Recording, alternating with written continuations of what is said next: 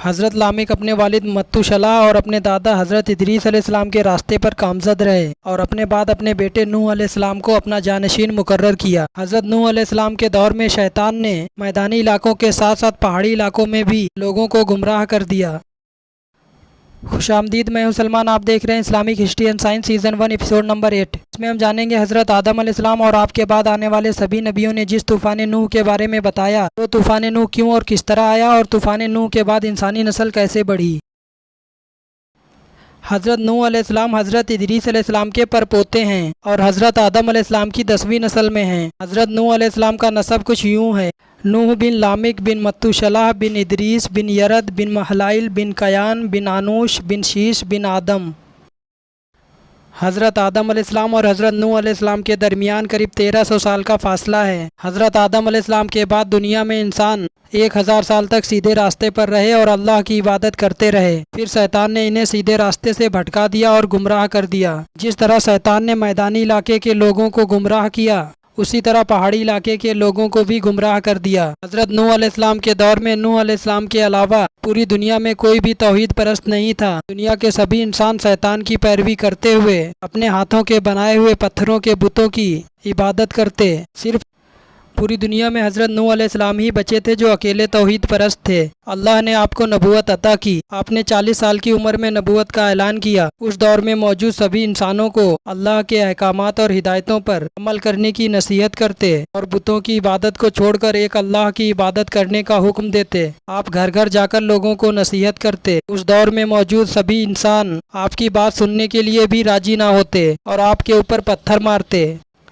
حضرت نوح علیہ السلام کی قوم جن بتوں کی عبادت کرنے لگی تھی، وہ حضرت نوح علیہ السلام کی قوم کے کچھ نیک لوگ تھے جو اللہ کے احکامات اور ہدایتوں پر زندگی گزارتے اور لوگوں کو بھی ہدایت کرتے۔ جب وہ دنیا سے چلے گئے تو شیطان نے لوگوں کے دماغ میں ان نیک لوگوں کے بت بنانے کی ترکیب ڈالی اور جس جگہ وہ نیک لوگ بیٹھتے تھے وہیں پر ان بتوں کو رکھوایا اور ان نیک لوگوں کے نام پر ان بتوں کے بھی نام رکھوائے، جن کے نام ود، سواہ، یاہوس، یاہوک اور نصر تھے۔ جب حضرت نوح علیہ السلام ان بتوں کی عبادت کو چھوڑ کر اللہ کی عبادت کرنے کے لیے لوگوں کی ہدایت کرتے تو آپ کی قوم کے جو سردار تھے وہ خود تو گمراہ تھے اور دوسروں کو بھی آپ کی باتوں کو سننے سے بھی روکتے اور آپ کے خلاف سازشیں کرتے اور آپ سے کہتے، آپ تو میری طرح انسان ہیں، آپ کو اللہ نے نبی کیسے بنایا؟ اگر اللہ نبی بھیجتا تو فرشتوں کو بھیجتا، آپ ہماری طرح انسان ہیں اور ہم میں سے ہیں۔ اور وہ سردار آپ کو جھوٹا کہتے اور باقی لوگوں کو بھی آپ کی باتوں کو سننے سے روکتے اور آپ سے دور رہنے کی ہدایت کرتے اور کہتے، نوح جھوٹے ہیں، تم ان کی بات مت سننا، تم اپنے بتوں کی عبادت کرنا، ان کی باتوں میں نہ آ جانا اور اپنے بتوں کی عبادت کرنا نہ چھوڑنا۔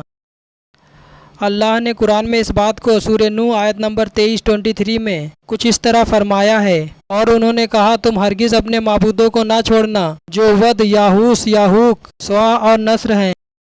جب شیطان نے شروع میں انسانوں سے ان نیک لوگوں کے بت بنوائے اور اس جگہ پر رکھوائے جہاں پر وہ نیک لوگ بیٹھتے تھے اور انہی کے نام دیے، تو پہلے تو ان کی عبادت نہیں ہوئی۔ لوگ صرف ان نیک لوگوں کی محبت میں ان بتوں سے محبت کرتے اور جیسے جیسے لوگ گزرتے گئے اور علم ختم ہوتا گیا، لوگوں کے دلوں میں جو ان بتوں سے محبت تھی، شیطان نے اس محبت کو عبادت میں بدل دیا اور لوگ شیطان کے بہکاوے میں آ گئے اور اللہ کی عبادت کو چھوڑ کر ان نیک لوگوں کے بتوں کی عبادت کرنے لگے۔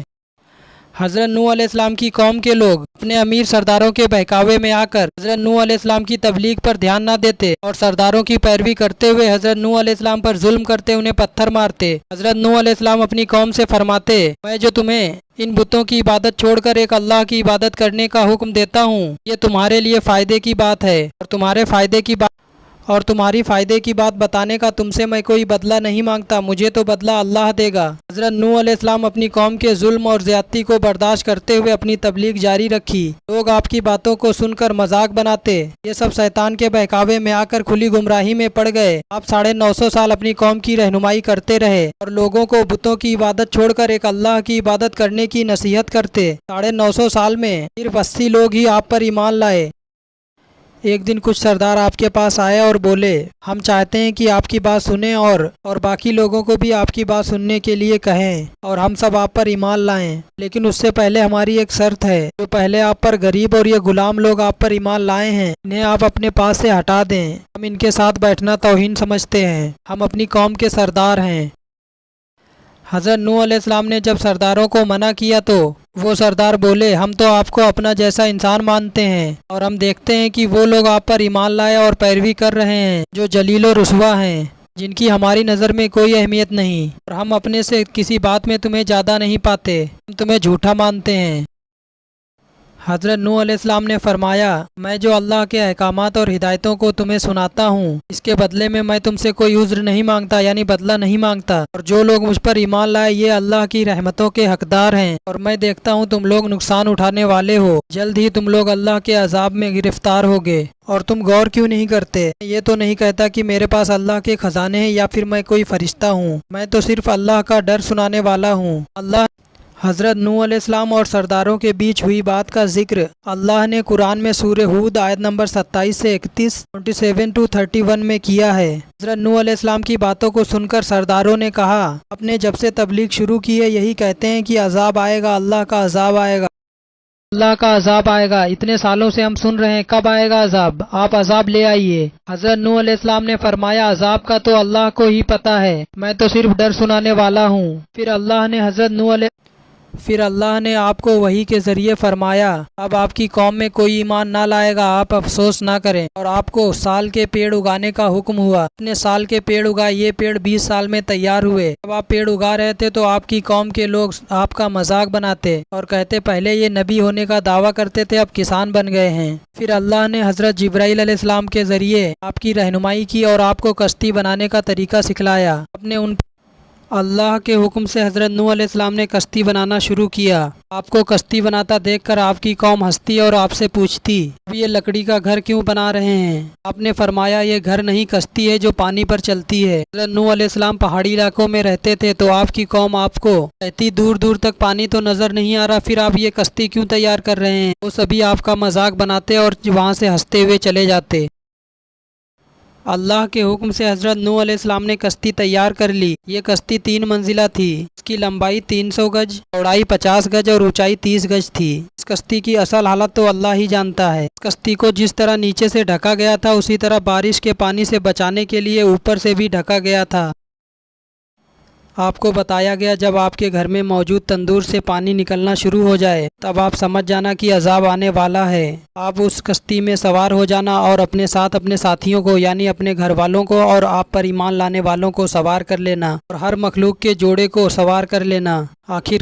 آخر اللہ کا وعدہ پورا ہوا۔ عذاب کی جو نشانیاں بتائی گئی تھیں، حضرت نوح علیہ السلام کے گھر کے تندور سے پانی ابلنا شروع ہوا۔ آپ نے سمجھ لیا اللہ کا عذاب آنے والا ہے۔ آپ نے اللہ کے حکم کے مطابق سبھی کو کشتی میں سوار ہونے کا حکم دیا، آپ کے ساتھ آپ کے 3 بیٹے سام، یافس، حام اور آپ پر ایمان لانے والے 80 افراد۔ اللہ کے حکم سے آپ نے اس کشتی میں ہر مخلوق کے جوڑے کو سوار کیا۔ یہ کشتی 3 منزلہ تھی۔ پہلی منزل میں آپ نے حیوان اور کیڑوں مکوڑوں کو رکھا، دوسری منزل میں چوپائے رکھے اور تیسری منزل میں انسان، یعنی تیسری منزل میں آپ اور آپ کے ساتھی سوار ہوئے، اور آپ نے کشتی میں حضرت آدم علیہ السلام کے جسم مبارک کو بھی سوار کیا۔ آپ کی ایک بیوی جس کا نام واحلہ تھا اور ایک بیٹا جس کا نام کنان تھا، یہ دونوں آپ پر ایمان نہ لائے اور کشتی میں سوار نہ ہوئے۔ جب سارے ایمان والے کشتی میں سوار ہو گئے، اللہ کے حکم سے بارش شروع ہوئی اور زمین کا ہر ٹکڑا پانی اگلنے لگا۔ اس دور میں موجود جو لوگ بھی آپ پر ایمان نہ لائے پہلے تو اس پانی کو دیکھ کر ہنسے، پھر انہوں نے جب پانی کو بڑھتا دیکھا تو پہاڑوں پر چڑھنے لگے اور اپنے ہاتھوں کے بنائے ہوئے بتوں کو مدد کے لیے پکارنے لگے۔ جب پہاڑ کو بھی پانی نے ڈبانا شروع کیا تو ان کے جھوٹے خدا بھی کام نہ آئے جن کو انہوں نے اپنے ہاتھوں سے بنایا۔ اس پانی نے پہاڑوں کو بھی ڈبا دیا اور دنیا کی ہر مخلوق فنا ہو گئی، صرف کشتی سوار ہی بچے تھے۔ 40 دن کے بعد یہ بارش بند ہوئی۔ 6 مہینے لگاتار یہ کشتی پانی پر تیرتی رہی۔ پھر اللہ کے حکم سے زمین نے پانی کو چوسنا شروع کیا، اور جب اللہ کے حکم سے پانی کم ہوا تو یہ کشتی جودی پہاڑ کی چوٹی پر جا کر ٹھہر گئی۔ حضرت نوح علیہ السلام 10 رجب کو کشتی میں سوار ہوئے۔ رجب، شعبان، رمضان، شوال، ذی القعدہ، ذی الحجہ اور محرم، 6 مہینے کے بعد 10 محرم کو آپ کشتی سے باہر اترے۔ آپ نے کشتی سے اتر کر اللہ کا شکر ادا کیا اور وہاں پر ناؤ کی لکڑیوں سے ایک مسجد تعمیر کی اور ایک شہر بسایا جس کا نام سمانین ہے۔ سمانین کا مطلب ہے 80 لوگوں کا شہر۔ اور آپ نے اپنے سبھی ساتھیوں کو ہدایت کرتے ہوئے فرمایا، ظالم لوگوں کے لیے اللہ کی رحمتوں سے دوری ہے۔ یہ سیلاب اس کا پیغام تھا اور ہمیشہ ایک اللہ کی عبادت کرنے کا حکم دیا، لوگوں کو سیدھے راستے پر چلتے رہنے کی ہدایت کی، شیطان مردود کی چالوں سے بچنے کا حکم دیا اور فرمایا شیطان ہم سب کا کھلا دشمن ہے، اور آگے آنے والے دور کے سبھی نبیوں کے بارے میں بتایا اور سبھی کو ہدایت کی کہ ان پر ایمان لائیں اور ان کے احکامات پر عمل کریں۔ حضرت نوح علیہ السلام کو آدم ثانی بھی کہا جاتا ہے کیونکہ اللہ نے طوفان کے بعد آپ کی نسل سے ہی پوری دنیا میں انسانی نسل آگے بڑھائی۔ اس بات کو اللہ نے قرآن میں سورہ صافات آیت 75 سے 77 75 to 77 میں کچھ اس طرح فرمایا ہے، اور جب نوح نے ہمیں پکارا تو دیکھ لو ہم کیسے اچھے دعا قبول کرنے والے ہیں، ہم نے اسے اور اس کے فرما برداروں کو اس بڑی مصیبت سے بچا لیا اور اس کی اولادوں کو ہمیشہ باقی رہنے والا بنا دیا۔ طوفان ختم ہو جانے کے بعد حضرت نوح علیہ السلام نے اپنے تینوں بیٹوں کو دنیا میں الگ الگ آباد ہونے کا حکم دیا تاکہ پوری دنیا میں انسانی آبادی پھیل سکے۔ آپ نے اپنے بیٹے شام کو ولی عہد مقرر کیا جو ملک شام میں آ کر آباد ہوئے، جن کی نسل سے حضرت ابراہیم علیہ السلام تشریف لائے۔ تمام انبیاء آپ کی نسل سے ہی ہیں۔ آپ کی نسل سے عرب اور ایران اور ہندوستان آباد ہوا۔ آپ کے دوسرے بیٹے یافس ترکی میں جا کر آباد ہوئے، جن کی نسل سے ترک، منگول اور یاجود ماجود آباد ہوئے اور ترکی سے لے کر روس، چائنا تک پھیل گئے۔ آپ کے تیسرے بیٹے حام مصر جا کر آباد ہوئے، جن کی نسل سے نمرود اور فرعون پیدا ہوئے۔ اس وقت کا ایجپت ہی پہلے مصر تھا۔ ایجپت اور سوڈان اور تمام افریقی حام کی اولاد ہیں۔ 1857 میں پنجاب میں ریلوے لائن بچھانے کے لیے ہو رہی کھدائی میں کچھ پکی اینٹوں کے آثار ملے۔ 1920 میں شروعاتی پراتتویدوں نے اس کی کھدائی کر کے کھوج کی تو نیچے پورے شہر کے شہر ملے۔ ان شہروں کے گھروں کی دیواریں پکی اینٹوں کی بنی تھیں۔ اتہاسکاروں کے مطابق یہ شہر قریب 4500 سال پرانے ہیں۔ کھدائی میں نکلے شہر میں موجود ہر گھر پکی اینٹوں سے بنا تھا اور گھروں کی دیواروں پر طرح طرح کی چترکاری اور طرح طرح کے بت بنے ہوئے تھے۔ یہ شہر سندھ ندی کے کنارے ملے۔ ان شہروں کو اس لیے سندھ گھاٹی کی سبھیتا نام دیا گیا۔ بعد میں ان کی کھدائی بند کر دی گئی۔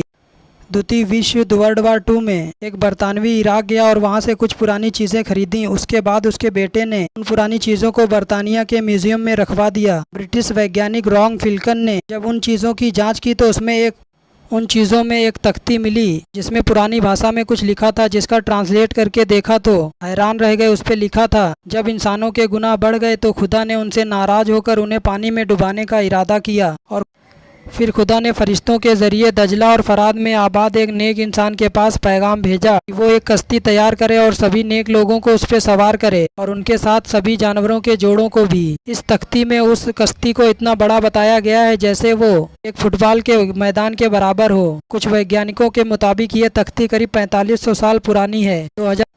2010 میں ترکی اور چائنا کے ویگیانکوں نے دعویٰ کیا کہ انہیں ترکی کی ایک پہاڑی کی چوٹی جس کا نام کوہرارات ہے، اس کی اونچائی 12000 فٹ ہے، اس میں ایک کشتی دبی ہوئی ملی جس کی 3 منزلیں ہیں، ہر منزل میں 5 فٹ اونچے کمرے ہیں۔ ترکی اور چائنا کے ویگیانکوں کا دعویٰ ہے یہ وہی کشتی ہے جس کو اللہ کے حکم سے حضرت نوح علیہ السلام نے 4800 سال پہلے بنایا تھا۔ حقیقت تو بس اللہ ہی جانتا ہے۔ Islamic history and science season 1 کے اگلے ایپیسوڈ میں جانیں گے حضرت نوح علیہ السلام کے بعد انسانوں کو شیطان نے کس طرح بہکایا اور قوم عاد کی رہنمائی کے لیے اللہ نے کس نبی کو بھیجا اور قوم عاد پر کس طرح کا عذاب آیا۔ ویڈیو پسند آنے کی صورت میں اسے لائک کریں، شیئر کریں اور ایسی ہی ویڈیوز دیکھنے کے لیے چینل کو سبسکرائب کریں اور آگے آنے والی ویڈیوز کی جانکاری وقت پر پانے کے لیے بیل آئیکن پریس کریں۔ کمنٹ باکس میں اپنی قیمتی رائے کا اظہار کریں۔ اب میں ملوں گا اگلی ویڈیو میں۔